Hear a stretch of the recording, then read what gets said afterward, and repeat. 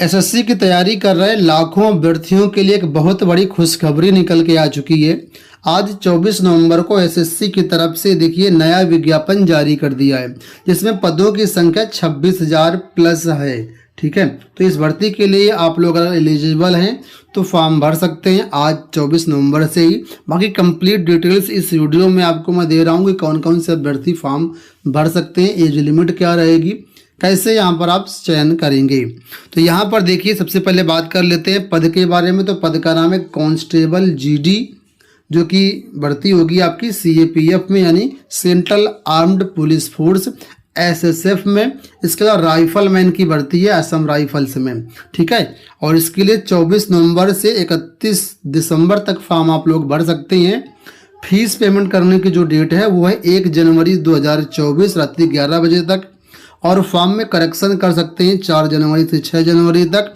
फरवरी मार्च 2024 में आपका एग्जाम करवाया जाएगा। अब यहाँ पर देखिए बहुत अच्छी खासी भर्तियाँ हैं, तो यहाँ पर आपके पास सुनहरा मौका, लेकिन एज यहाँ पर रिस्ट्रिक्शन आपके पास रहेगा।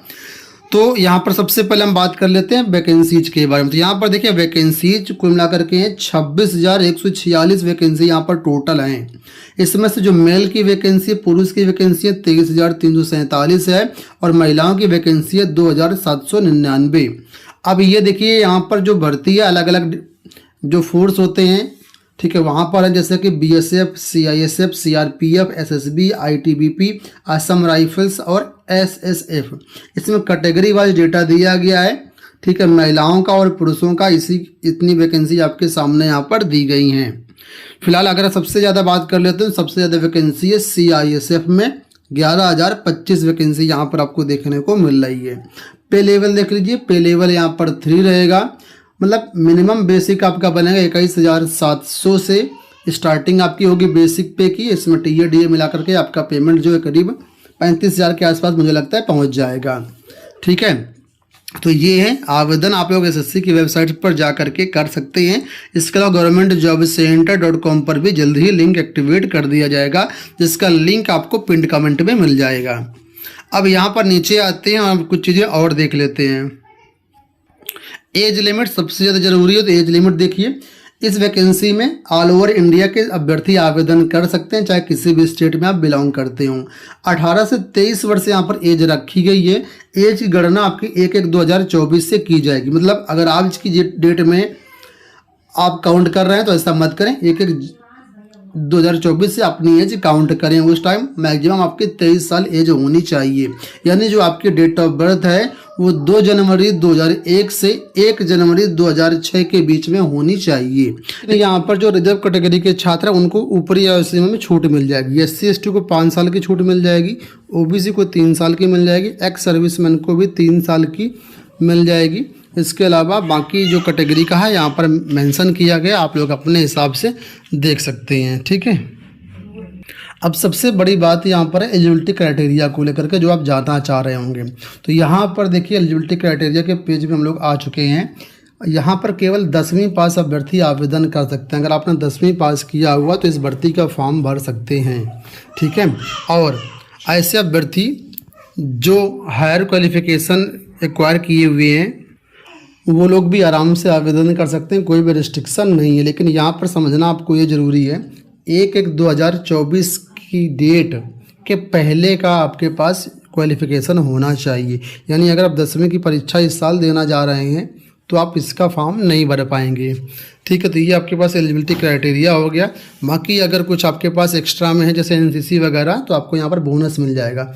एनसीसी का अगर आपके पास सी सर्टिफिकेट है तो 5% आपको जो है यहाँ पर मैक्सिमम मार्क्स मिल जाएंगे बोनस के तौर पर। इसके अलावा बी सर्टिफिकेट है तो आपको 3% और ए सर्टिफिकेट है तो 2% आपको मैक्सिमम मार्क एग्जामिनेशन के हिसाब से बोनस मिल जाएगा। आवेदन करने के लिए आप एसएससी की वेबसाइट पर जा सकते हैं, वहाँ से अपना फॉर्म जो है भर सकते हैं। फ़ीस की बात कर लेते हैं तो फीस के लिए यहाँ पर जो केवल 100 रुपये लगेगा, लेकिन 100 रुपये ये सभी का नहीं लगेगा। जितने भी महिला कैंडिडेट हैं, चाहे किसी भी कैटेगरी की हों, या एससी कैंडिडेट हैं या एसटी कैंडिडेट हैं या एक्स सर्विसमैन कैंडिडेट हैं, इनको जो कोई भी फ़ीस पेड नहीं करनी है। ठीक है, बाकी ओबीसी और जो जनरल छात्र हैं उनको फ़ीस पेड करनी होगी। महिला छात्रों को बिल्कुल भी फ़ीस पेड नहीं करनी है। ठीक है, फीस आप जो है यूपीआई वगैरह से भी कर सकते हैं, उससे कोई दिक्कत नहीं है। बात करते हैं एग्ज़ाम कहाँ होगा। तो एग्ज़ाम इसका जो है सभी राज्यों के जो प्रमुख शहर हैं उन शहरों में आपका एग्ज़ाम करवाया जाता है। तो एग्ज़ाम की कोई दिक्कत नहीं, जो भी नज़दीकी आपका शहर है वहाँ पर आपका एग्ज़ाम कंडक्ट करवाया जाएगा। अब देखिए यहाँ पर एग्जामिनेशन देख लीजिए कैसे कैसे यहाँ पर परीक्षा होगी। तो सबसे पहले यहाँ पर जो परीक्षा होगी ये आपकी सीबीटी मोड में होगी परीक्षा, और 80 क्वेश्चन होंगे, 2 नंबर का एक आपका क्वेश्चन रहेगा। तो पार्ट ए 20 क्वेश्चन रहेगा 40 नंबर का, पार्ट बी रहेगा 20 क्वेश्चन 40 नंबर का, पार्ट सी रहेगा 20 क्वेश्चन 40 नंबर का, और पार्ट डी रहेगा 20 क्वेश्चन 40 नंबर का। 1 घंटे का यहाँ पर आपको टोटल टाइम मिलेगा। अब पार्ट ए में आएगा जनरल इंटेलिजेंस एंड रीजनिंग वगैरह पार्ट ए में आएगा।